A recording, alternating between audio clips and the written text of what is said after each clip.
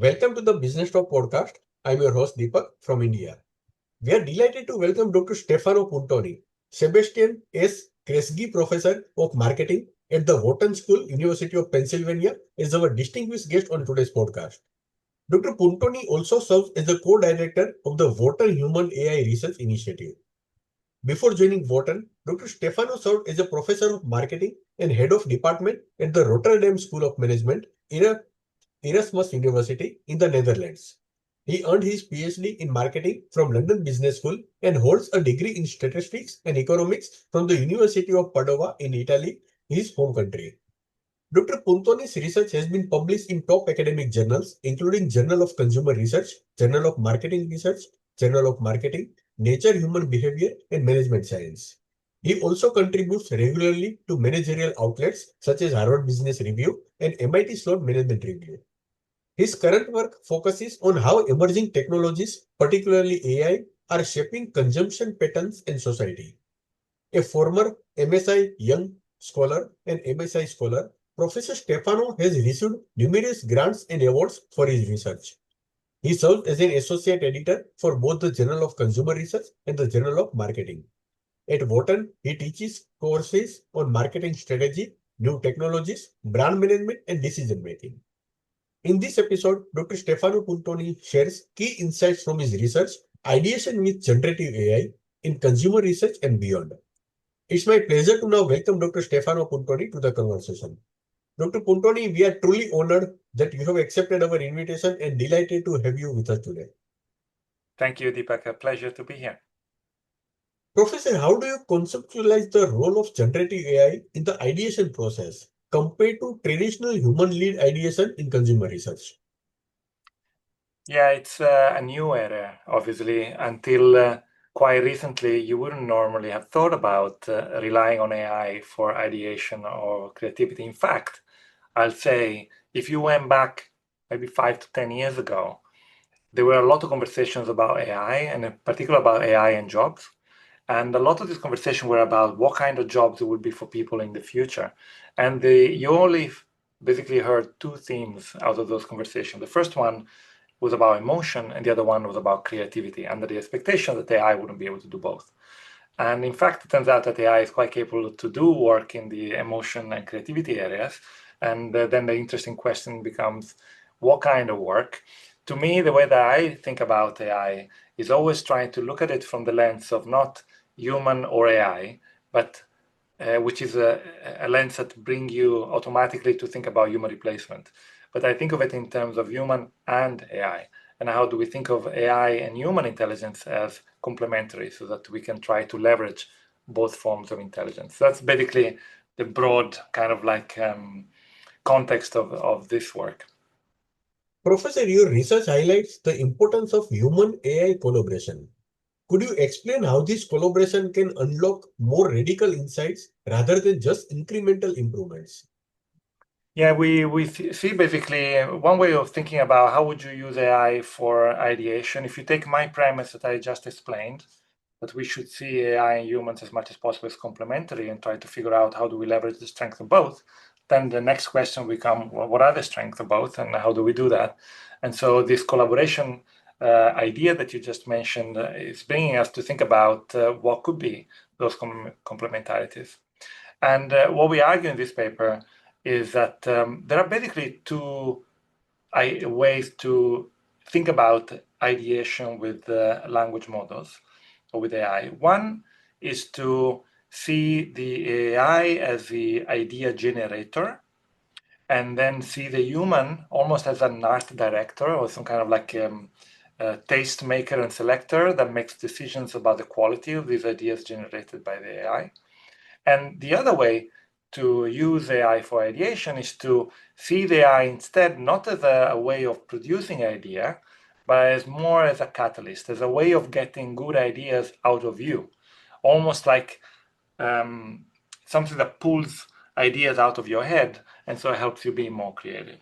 And we think that both can be effective, so it's not like necessarily one is good and one is bad. I think it is likely that for big ideas, for example, for the academic audience here, what are the big ideas that drive a project? Well, what's the research question? What are the key theoretical position you're taking to address that question. Those are the foundational idea of the basically carry a project, and to some extent dictates whether this paper is going to be successful being published in a top journal or not. We believe that right now AI is not capable of effectively coming up with those kind of big ideas, but that AI could be a very strong tool to help you create those ideas.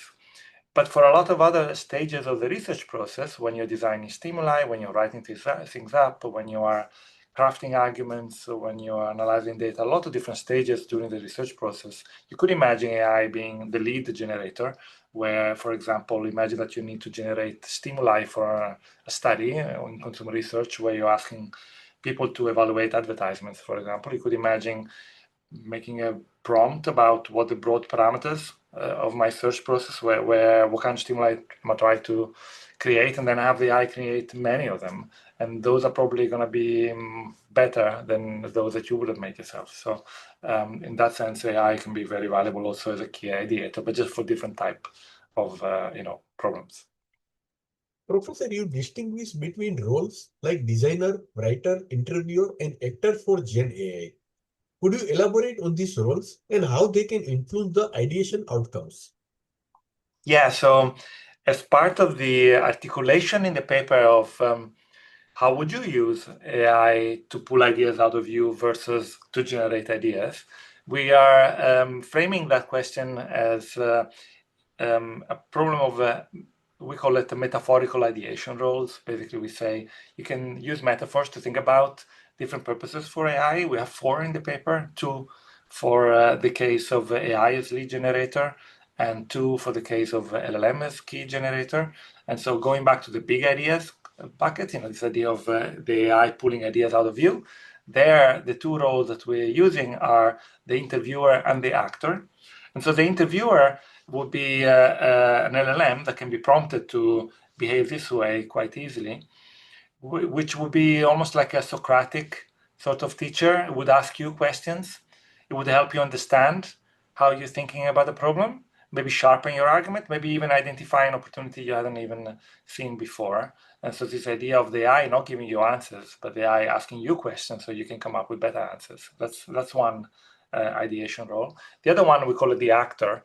And the actor will be the LM impersonating a stakeholder that as a researcher you would like to help or address an issue for. So for example, if I'm a consumer researcher, I could imagine being interested in studying, I don't know, the consumption behavior of teenagers or ethnic minorities or the elderly or whatever. And I may or may not belong to one of those categories I want to help. And so what I could do is to create a synthetic persona for that stakeholder, and then talk to that stakeholder in the shape of an LLM to try to see if we can identify some interesting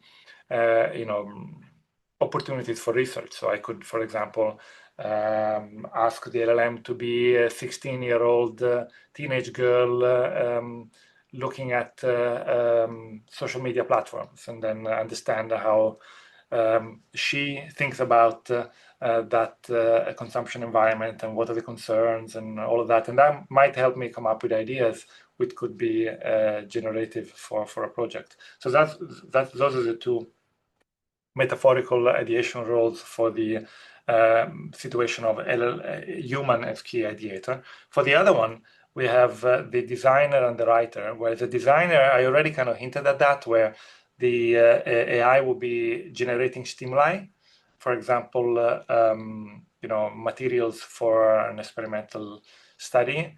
And now maybe you would create in PowerPoint a mock ad, which you then manipulate to have or not a feature that is pertaining to your research question, and then you run those 2 ads in a to sell experimental design and collect some data based on that. So basically, that's what we would normally do. But now you don't need 2. Maybe you can have 200. And maybe they're a lot better also. It can give you a lot of ideas about product categories or way of encapsulating a construct that you are hypothesizing. And so that would be the designer.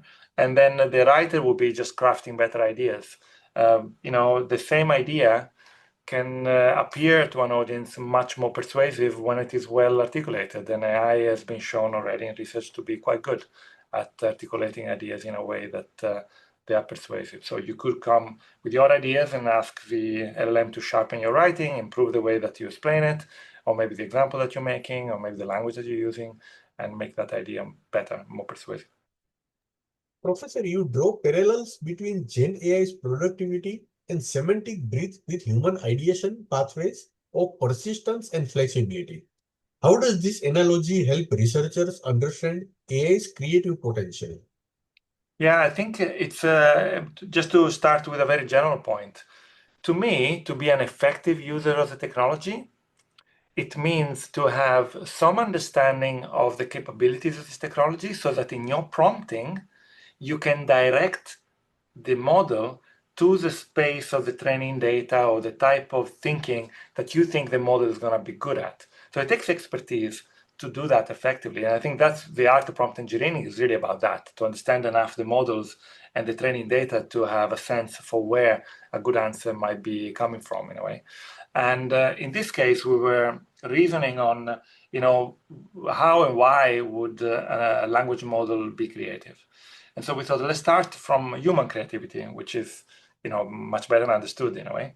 And in social psychology, we found a well-established model by a Dutch psychology called Carsten de Dreo and colleagues that says that there are really two pathways to creativity.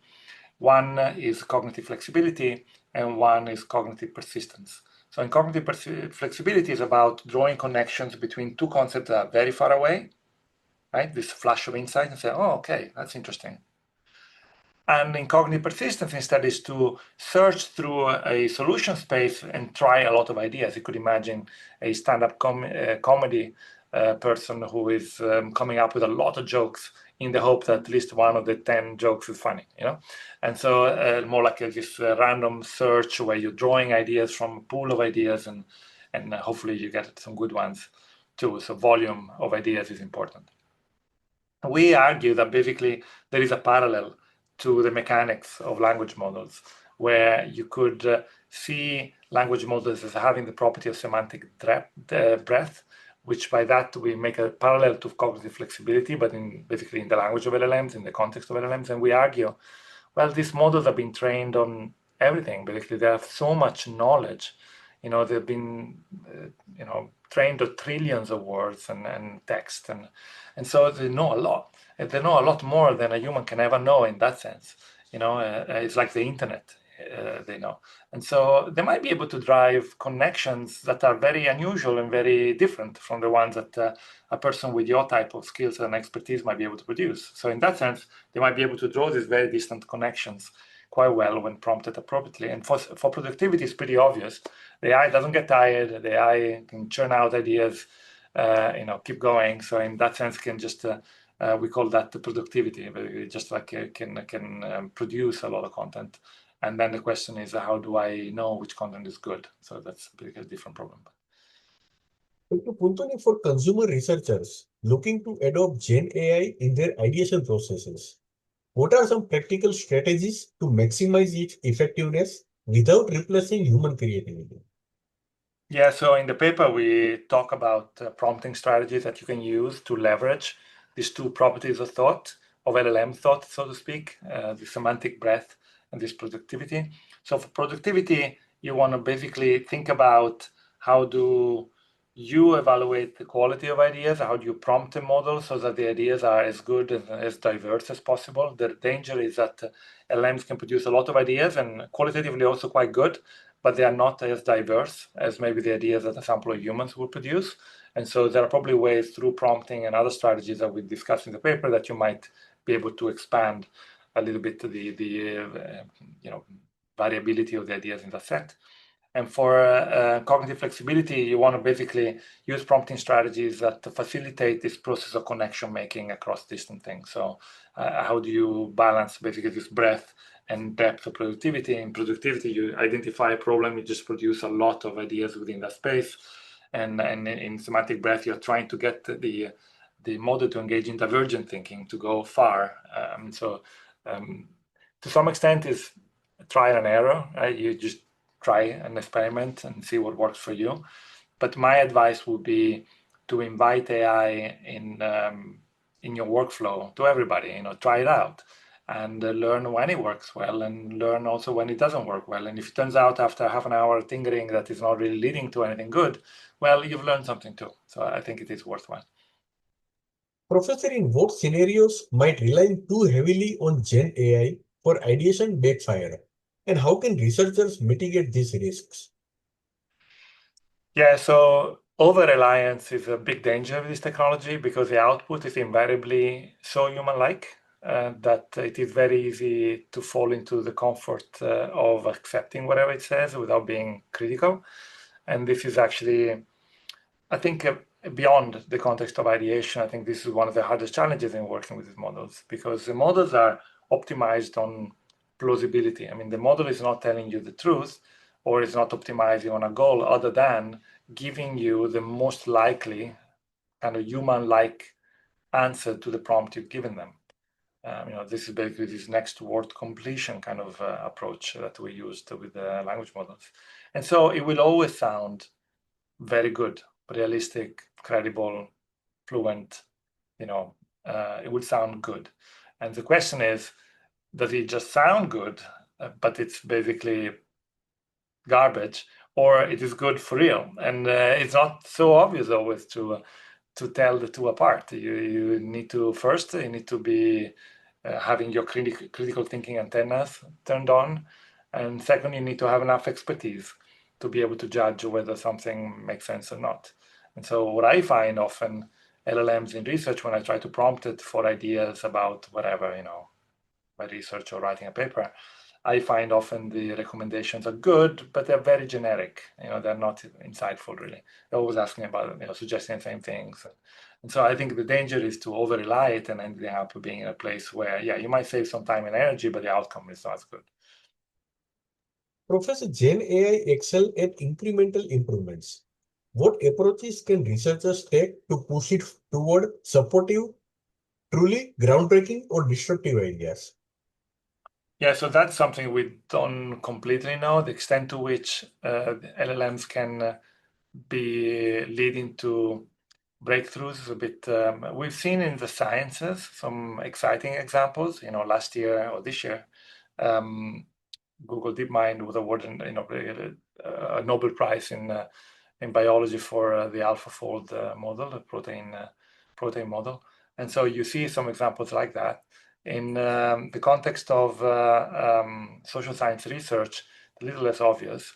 But I suspect that some of the things that we talk in the paper, I'm hoping they could be quite useful, in terms of helping researchers making those insightful discoveries. But I do think that right now its role is predominantly more in this like a more incremental ideas bucket. But like I said, maybe you can maybe it can help you pull a great idea out of your head. Right? If that is the way we use it, that's a great way to use it.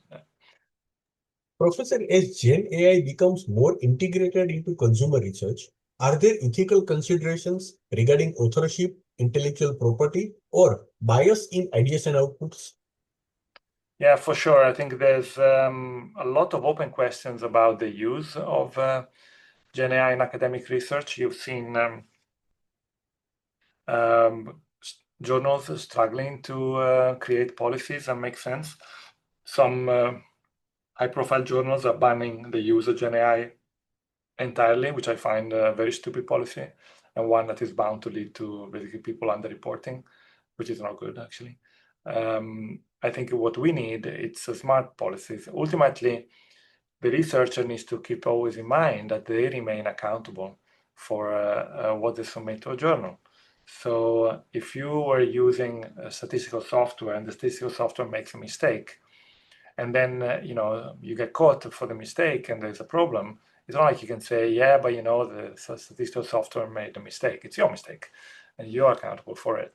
And that's one reason why journals immediately, within a few weeks from the release of ChatGPT, journals started having a policy where you cannot list ChatGPT as a co-author, for example. You cannot have an algorithm as a co-author because co-authorship requires accountability, and you cannot make a algorithm accountable for the work. So you remain accountable. I make this dark joke with my students, and I say, in the future, there will be a lot of people that have a job for the main reason that someone has to go to jail if things go wrong, right? So there is that element of it. So use it, think of it as a tool. For example, you might use it for literature review. It might provide very useful insight into the kind of arguments that you can make to support a point. Maybe it can also help you in literature search, identify papers that might be useful to construct an argument. But hey, you've got to go and check the sources. You can't just copy and paste those references, which might well be hallucinated, so they might not exist. So if then you decide, you know what, I can't be bothered, I just copy and paste without doing any due diligence here, and then it turns out the site was hallucinated and someone calls you out for it, well, it's your problem. I mean, you cannot blame anybody but you. So I think my main advice to research is like you're accountable for the outcome. The same way that Excel or SPSS are a tool to help you do statistical analysis quicker. This is also a tool to do other things, but that doesn't mean that you can absolve yourself from the responsibility that comes with publishing research. Professor, beyond consumer research, where else do you see these human AI ideation frameworks being particularly valuable?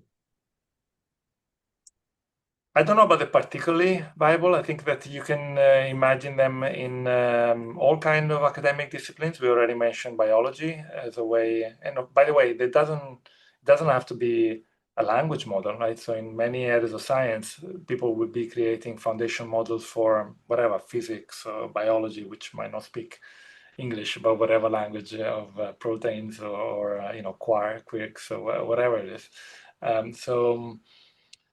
I think any discipline can benefit from it. Even the arts, beyond science, I think GenAI can be a powerful tool for innovation and creativity also in more humanistic kind of endeavors. But again, it's not about replacement of the human creator, but it's about being a tool that can enable the human creator to do things that wouldn't be doing otherwise. Take in music, for example. You can imagine GenAI just producing songs, and it would be able to produce songs that sound like a lot of other songs, and maybe they're very good for that style. So if you want to have some mass market pop music, or you want some kind of elevator or music or whatever, you might be able to produce that very well at scale. Obviously, a much lower cost. But if you want something groundbreaking and creative, it would probably take a human creator to use that tool to do something that nobody ever thought before. I'm thinking about Brian Eno as a great example of someone innovating with technology to shape music in new directions.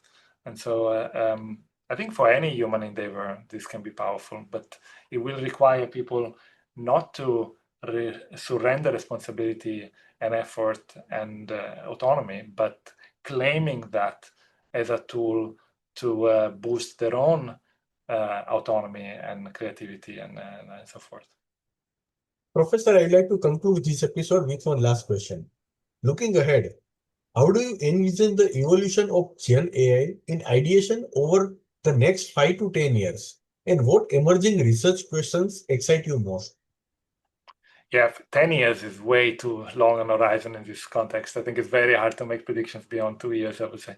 But I would say that we are seeing a lot of very interesting academic work on the topic of creativity. Like I said at the beginning, it's a new area. 5 years ago, you would not have really thought about doing much in this area, but now you see lots of interesting work. Some of it done here at the Wharton School and other places, where we are exploring what kind of ideas AI can come up with, when they're useful, when they're better, different from the ideas that humans will come up with. How do we embed AI in a creative process with humans as a driving force so that we can try to have that win-win, the collaboration mindset rather than replacement mindset. You can imagine basic research on that. You can imagine applied research on that, where in specific areas people would be doing work to examine the production of different type of content and how effective and creative the content is across areas in the social sciences. So I would say that almost any discipline we'll see a subfield emerging which will deal with the topic of language models and creativity. The exact shape that will take will probably depend on the discipline, meaning the question that it asks, the method that it tends to use, the tradition that it has, and the kind of conventions around studying those kind of problems. But there's no doubt that this is going to be, not just for consumer research, it's going to be for lots of different types of researches. Thank you, Dr. Stefano Puntoni, for sharing such fascinating insights into the evolving role of Gen AI in consumer research. Your work not only deepens our understanding of how AI can support ideation, but also highlight the importance of human-AI collaboration in unlocking truly innovative ideas. It's clear that the future of consumer research will increasingly rely on blending human creativity with the capabilities of AI. And your research provides both a theoretical foundation and practical guidance for making that collaboration productive and meaningful. We are grateful for your time, expertise, and thought-provoking perspectives, and I'm sure our listeners will walk away new ideas on how to integrate AI into their own research processes. Thank you once again, Dr. Puntoni, for joining us, and we look forward to seeing how your work continues to shape the future of creative ideation. Thank you so much. Thank you so much. It's great talking to you.